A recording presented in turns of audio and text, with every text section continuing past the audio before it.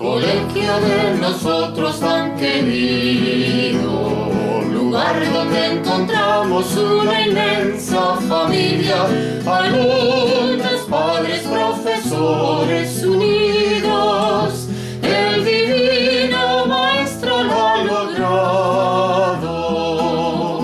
Libertad responsable es nuestro lema, caridad amistosa, la norma del obrar.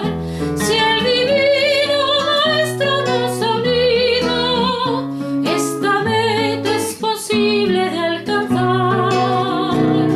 Colegio de nosotros tan querido, lugar donde encontramos una inmensa familia, alumnos, padres, profesores unidos, el divino maestro lo ha logrado.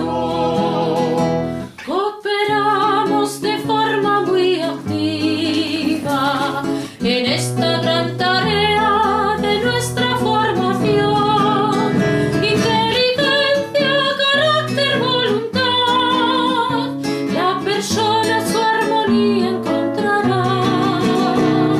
Colegio de nosotros tan querido, lugar donde encontramos una inmensa familia, alumnos, padres, profesores unidos, el divino maestro lo ha logrado.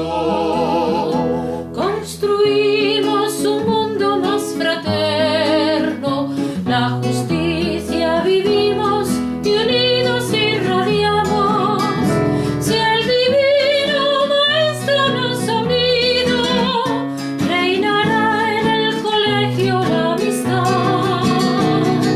Colegio de nosotros tan querido, lugar donde encontramos una inmensa familia, alumnos, padres, profesores unidos, el divino maestro lo ha logrado.